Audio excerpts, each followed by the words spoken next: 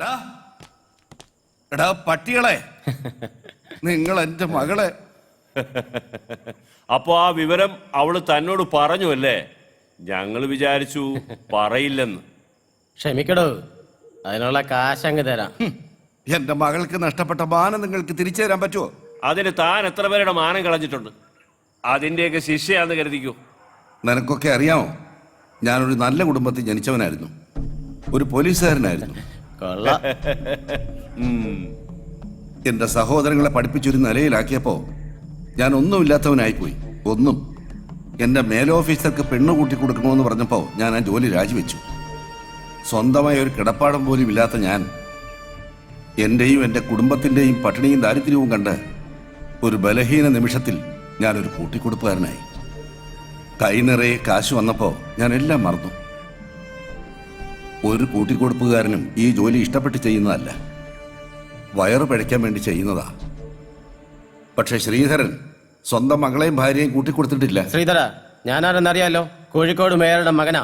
നിന്റെ മകളെ നീ പീഡിപ്പിച്ചെന്ന് പറഞ്ഞ് നിന്റെ പേരിൽ കേസ് ഉണ്ടാക്കി നിന്നെ ഞാൻ അകത്താക്കും. വല്ല കാശും വേണമെങ്കിൽ വാങ്ങിച്ചോണ്ട് പോടാ. എന്നിട്ട് മോക്ക് വല്ല പൊറോട്ട ഇറച്ചി വാങ്ങിച്ചു കൊടു. അവളൊന്ന് തുടുക്കട്ടാ. തന്റെ മകളാണെന്ന് തന്നോട് പറയാതിരിക്കാൻ പറ്റില്ല. സൂപ്പർ.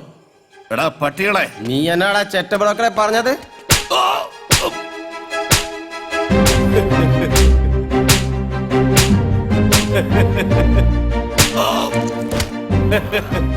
എടാ ശ്രീധര, നിന്നെ കൊന്നു തള്ളിയാൽ ഒരു പട്ടിയും ഞങ്ങളോട് ചോദിക്കില്ല.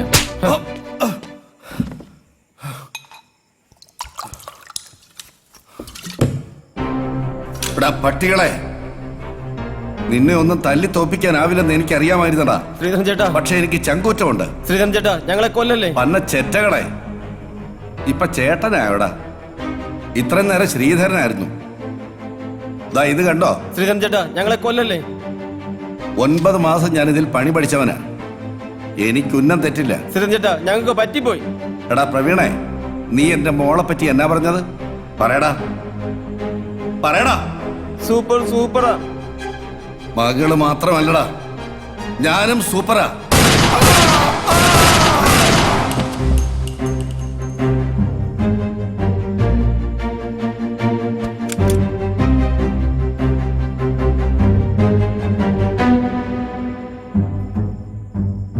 പല പ്രാവശ്യം ചോദിക്കണമെന്ന് തോന്നിയിട്ടുള്ളതാ. ചോദിച്ചോ. ഈ കൂട്ടിക്കൊടുക്കുന്നതില് എന്തെങ്കിലും കുറ്റബോധമുണ്ടോ? ഇല്ല, ഒരു കുറ്റബോധവും ഇല്ല. ജീവിക്കണം, കൂടെയുള്ളവരെ ജീവിപ്പിക്കണം. എന്റെ മോടെ പഠിപ്പ് മുടങ്ങരുത്. അച്ഛാ, ഞാൻ കോളേജിൽ പോയിട്ട് വരട്ടെ. മോളെ, എന്താ അച്ഛാ? ഇക്കൊല്ലം MSc ഫൈനൽ ഇയർ ആണ്. കൂട്ടുകാരുമായി ചേർന്ന് ഉഴപ്പരുത്. ഫസ്റ്റ് ക്ലാസ് വാങ്ങും. ശരി അച്ഛാ. എന്റെ മോളാണ് അച്ഛന്റെ സ്വപ്നം. നിങ്ങൾ ഒന്നുകൊണ്ടും പേടിക്കണ്ട, അവള് നല്ല മിടുക്കിയായിട്ട് തന്നെ പഠിക്കും.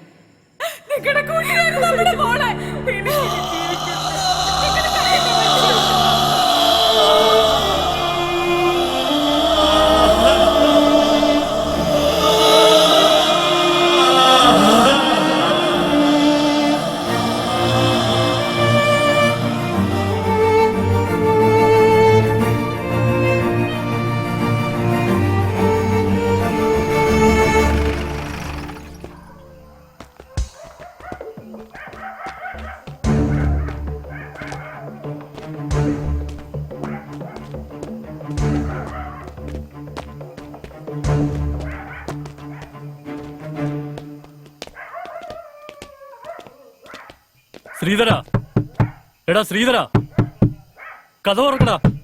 ഇവൻ തുറക്കുന്നില്ലല്ലോ.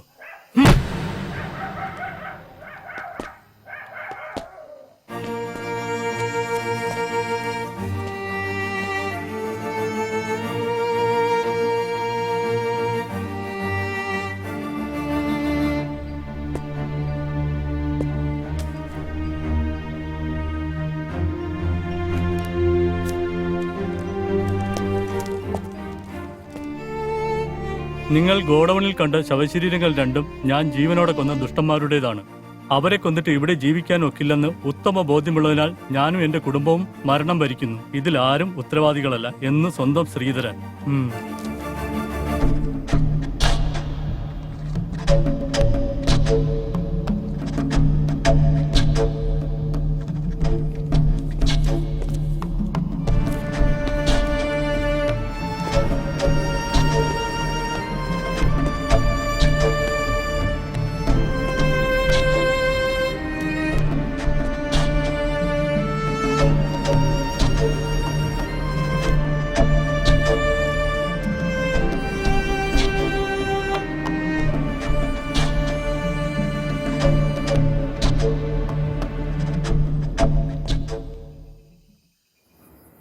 എന്റെ ഭർത്താവ് മരിച്ചുപോയെങ്കിലും അറ്റുപോകാതെ നിൽക്കുന്ന ഏക കണ്ണിയാ അദ്ദേഹത്തിന്റെ സഹോദരി നിർമ്മല.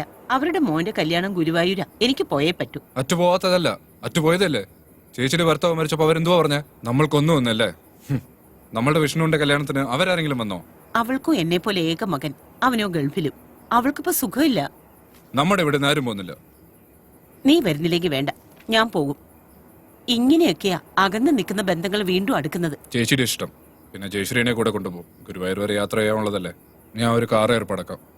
ഞാൻ ജയശ്രീയോട് ചോദിച്ചു, അവള് വരുന്നില്ലത്രേ. വിഷ്ണു പോയതിന് ദുഃഖം കൊണ്ടായിരിക്കും. ഞാൻ നിർബന്ധിച്ചുമില്ല. നീ എഴുന്നേറ്റ് വാ, കഞ്ഞി 6 മുമ്പ് കഴിക്കാൻ നോക്ക്.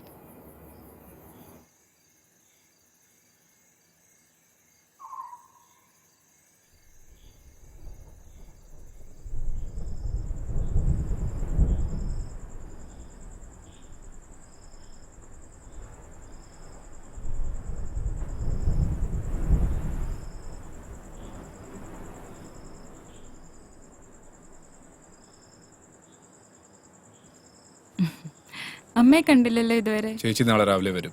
ആ അമ്മാവാ, അത്താഴം കാലായി, വന്ന് കഴിക്കട്ടോ. ശരി. അയൽ ഉണങ്ങി തുണി കിടക്ക, ഞാൻ പോയി എടുക്കട്ടെ.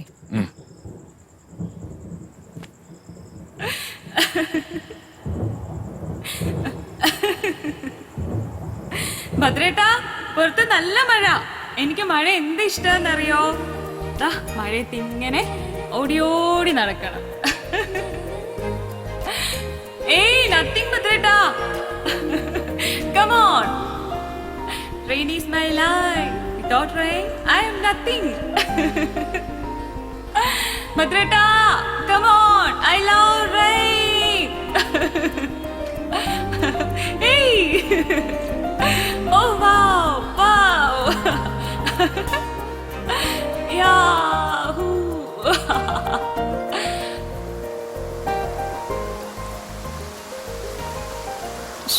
എല്ലാം നനഞ്ഞല്ലോ. വേഗം എടുക്ക്, വേഗം എടുക്ക്.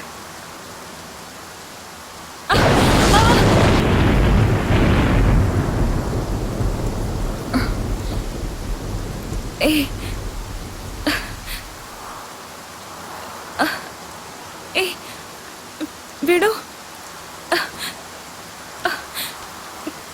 വിടാൻ. നീ ജയശ്രീയല്ല, എന്റെ ജെസ്സിയാ.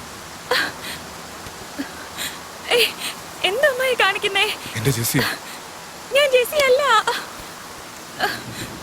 ജെസ്സി, എന്റെ Jessy.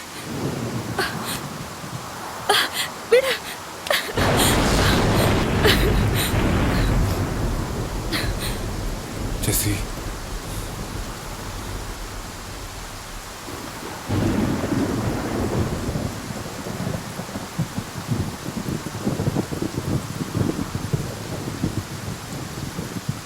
la la la la la